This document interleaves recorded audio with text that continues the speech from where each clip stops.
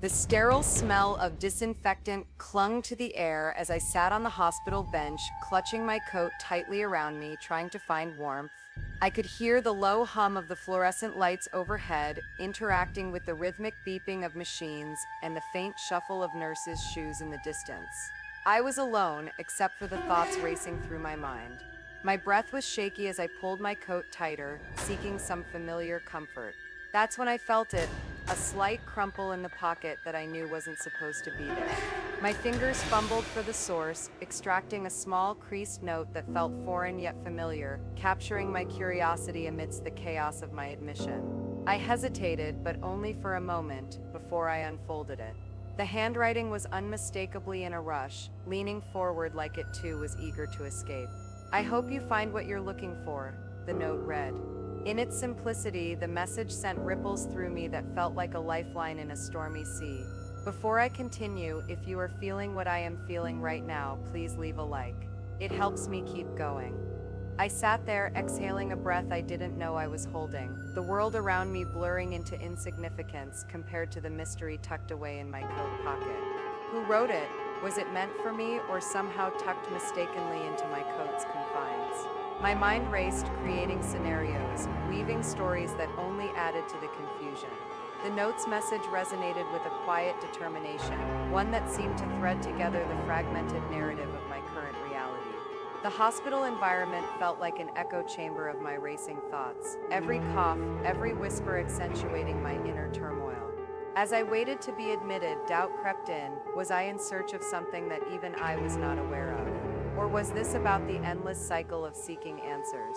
Nurses moved past, engaged in their routines, unaware of the tempest within me, unaware of the silent conversation sparked by a scrap of paper. I observed them, their controlled urgency somehow grounding me, offering some strange comfort in their continuity. As the minutes ticked by, the note began to change its grip on my mind. What initially felt like a riddle became an invitation, an avenue to explore a part of myself I had yet to acknowledge.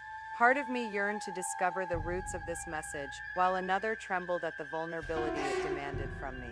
Just then, the sound of my name reverberated through the corridor, a nurse signaling that it was my time to move forward. The moment felt surreal, my coat still warm from my grip as I stood to follow the path laid out for me. The note remained in my pocket, a silent companion to whatever lay ahead. The feelings it stirred made me wonder about the paths we walk every day without questioning if they are of our choosing.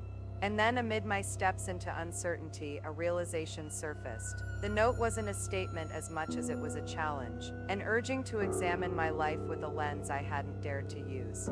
The loud thud of my heart against my chest mirrored the inner conflict slowly brewing inside. In the sterile embrace of this hospital amidst strangers unaware of my hidden turmoil, the words "I hope you find what you're looking for" echoed with a truth I could not escape. The remnants of my courage pieced together, yet shadowy tendrils of doubt still hovered. The admittance process felt like treading through water, movement slow and resistance heavy. I was ushered into a room, the world beyond dimming, leaving the note's invitation intertwined with my own search for meaning. Once inside, I took a moment to pause, letting the magnitude of my anxiety and the surprising comfort this crumpled mystery gave me settle into my consciousness.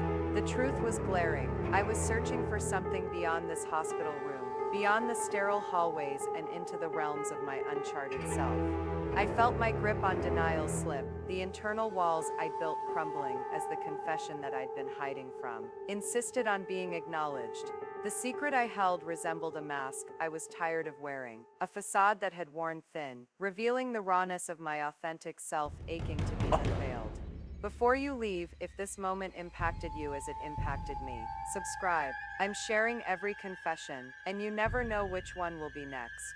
Subscribe to the channel, and, if you can breathe after this, maybe you'll want to hear the next confession too.